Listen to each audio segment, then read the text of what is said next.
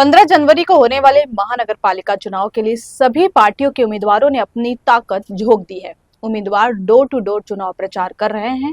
ऐसे में शिवसेना यूबीटी के प्रत्याशी किसी से पीछे नहीं है। वार्ड नंबर 65 से यूबीटी उम्मीदवार प्रसाद प्रभाकर आयरे भी डोर टू डोर प्रचार में जुट गए हैं। इन 24 न्यूज से बातचीत में आयरे ने बताया कि उन्हें मतदाताओं का अच्छा प्रतिसाद मिल रहा है।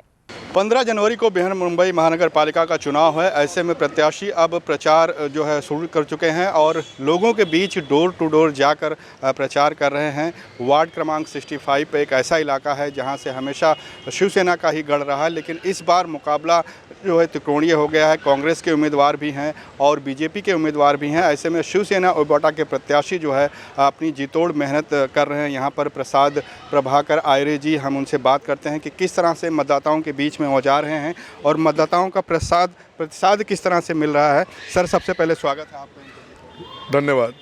डोर टू डोर जा रहे हैं, मतदाताओं से मिल रहे हैं, किस तरह का प्रतिसाद मिल रहा है? प्रतिसाद बहुत अच्छा है। लोग बहुत उत्साहित है कि आज 9 साल के बाद फिर से इलेक्शन होने जा रहा है और सब चाहते हैं कि कब एक बार फिर से उद्धव साहब के हाथ में मुंबई की सत्ता आए और शिवसेना उद्धव बाला साहब ठाकरे पक्ष का महापौर विराजमान हो। घोषणा पत्र भी जाहिर हो चुका है, मन से राज ठाकरे प्रमुख और उद्धव जी ने जारी किया है। तो घोषणा पत्र के अगर माने तो उस हिसाब से कितनी जो मतदाता हैं उनमें जागरूकता, जो अभियान घोषणा पत्र को लेकर चलाया जा रहा है, उसका प्रतिशत कैसा है?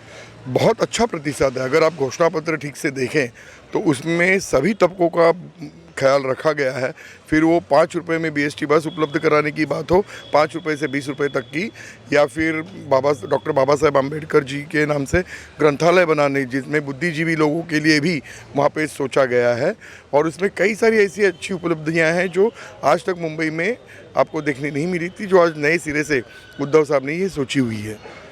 शब्दों का तीखा बाण भी हो रहा है, चाहे वो CM फडणवीस जी हों या फिर दूसरे दल जो हैं उनके प्रमुख नेता हों। शब्दों के वार के जरिए एक दूसरे पर आरोप और प्रत्यारोपों का सिलसिला भी जारी है, चाहे वो मराठी भाषा को लेकर हो या फिर मराठी अस्मिता को लेकर हो या फिर दूसरे जो अहम मुद्दे हैं मुंबई को लेकर। लगातार शिवसेना प्रमुख उद्धव साहब ठाकरे निशाने पर हैं बीजेपी के। तो बीजेपी का जो निशाना लगातार उद्धव साहब को बनाया जा रहा है, राज साहब को, उसे लेकर क्या कहना है? जैसा अभी आप देखोगे, बीजेपी हो, ये लोग विरोध करने के अलावा कुछ कर नहीं सकते।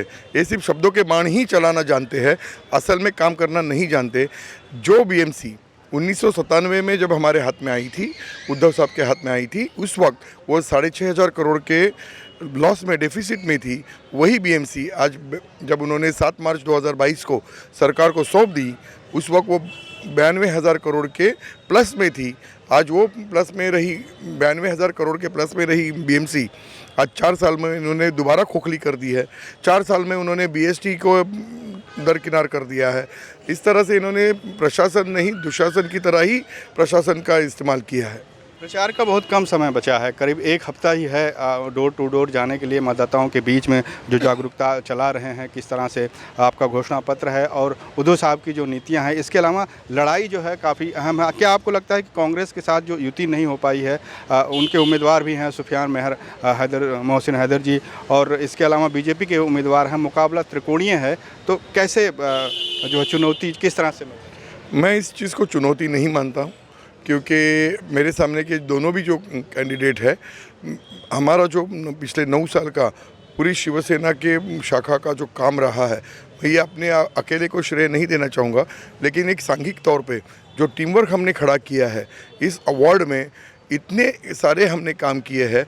मुझे ये कहने में अभिमान महसूस होता है कि इस अवार्ड में करीबन 20-22 करोड़ का हमने यहाँ पे फंड्स लाया हुआ है।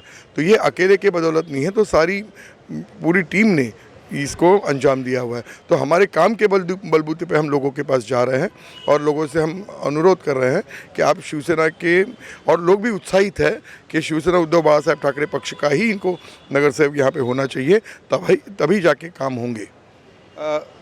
जो उत्तर भारतीय हैं वो खासे नाराज़ माने जा रहे थे जब से राज ठाकरे साहब आए हैं, तो उत्तर भारतीयों को किस तरह से मनाने की कोशिश करें? देखिए, उत्तर भारतीय नाराज़ नहीं है।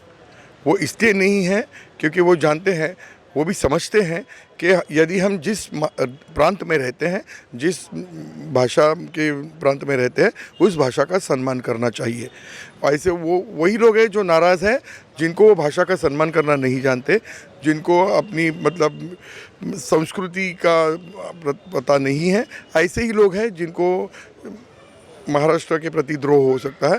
अन्यथा जो महाराष्ट्र प्रेमी उत्तर भारतीय हैं, आज हमारी कई पुश्तें उत्तर भारतीय भाइयों की यहाँ पे रही हुई है, तो वो कोई हम उनको पराया नहीं मानते।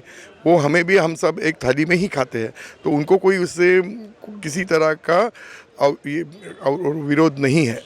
चलिए, एक आखिरी सवाल है कि मेयर को लेकर सबसे ज़्यादा बयानबाजी हो रही है कि मेयर किसका हो।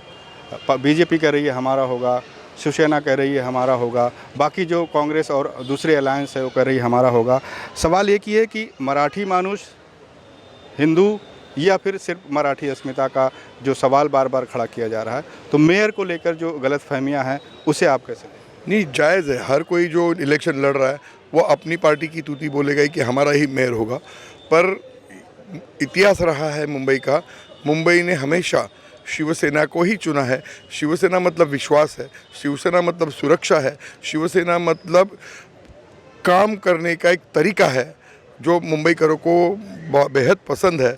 और इसी कारणवश मुंबई में शिवसेना, उद्धव बाला साहेब ठाकरे पक्ष, मनसे और शरद चंद्र जी पवार राष्ट्रवादी का ही महापौर बैठेगा, और वो यकीनन महाराष्ट्रियन ही होगा, मराठी ही होगा। तो कार्यकर्ता पूरे जोश में हैं। 15 तारीख को जो चुनाव होने वाले हैं, हम और लोगों से जानते हैं कि किस तरीके से जो है सपोर्ट उनको मिल रहा है। सर, आपसे जानना चाहेंगे कि कार्यकर्ताओं में कितना उत्साह है और किस तरीके से सपोर्ट मिल रहा है? बहुत अच्छा उत्साह है सबके अंदर। आप भी देख ही रहे हो कि किस तरीके का प्रतिशत प्रसाद भाई को मिल रहा है इस वार्ड नंबर 65 से, और मैं आशा करता हूँ कि वार्ड नंबर 65 से आने वाले दिनों में प्रसाद भाई कोऑपरेटर बनेंगे। आप क्या कहना चाहेंगे? As a youth, as a Yuva Sena person, I will of course want Mr. Prasad Aire to come. He's my father also, so I'm just very excited for him. Yes. चलिए ma'am, आपके कुछ दिमाग में है खास जो आप appeal करना चाहेंगे कि जीतने के बाद वो काम सबसे पहला हमारे यहाँ तो शिवसेना ही काम करते हैं, शिवसेना उद्धव बाला साहेब ठाकरे। तो हम लोग ने बहुत से काम किए इधर। प्रसाद आयरे ने कैंडिडेट जो है उनसे मिलाकर हमारे जो खासदार है, हमारे जो आमदार थे पहला के, उनसे बहुत से काम हम लोग ने किए हैं, तो हमारा ही कैंडिडेट आएगा। चलिए, आप क्या कहना चाहेंगे नगर सेवक को लेकर? किस तरह का नगर सेवक हो, कामकाजी हो या फिर जो काम पूरे नहीं हो वो जल्दी पूरा हो जीतने के बाद, किस तरह का वादा किया जाए? नहीं सर, वादा वो लोग करते हैं जो साल में एक बार इलेक्शन लड़ते हैं। शिवसेना पार्टी जो हमेशा उनका शाखा खुला ही रहता है, 24 घंटे वहाँ पे काम होता है। तो हमने पिछले 8-9 सालों में इतना बेहतर काम किया हमारे कैंडिडेट प्रसाद आर्य साहब ने कि हमको शायद वोट मांगने की ज़रूरत भी नहीं है। उन्होंने इतना अच्छा काम किया है, और हो सकता है कि इस बार आपको जनता कॉलोनी में 65 में एक परिवर्तन देखने 100% मिलेगा।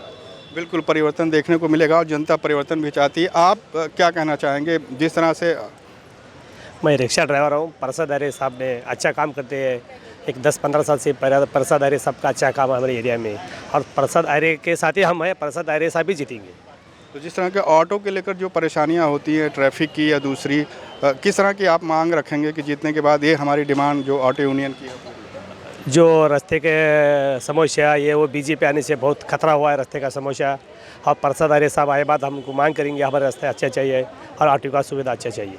तो देखा आपने, कार्यकर्ता पूरे जोश में हैं। और उद्धव ठाकरे की पार्टी यूबीटी की अगर हम बात करें शिवसेना की, तो घर घर जाकर उनके उम्मीदवार वार्ड क्रमांक 65 में वोट मांग रहे हैं और लोगों का प्रतिसाद भी अच्छा मिल रहा है।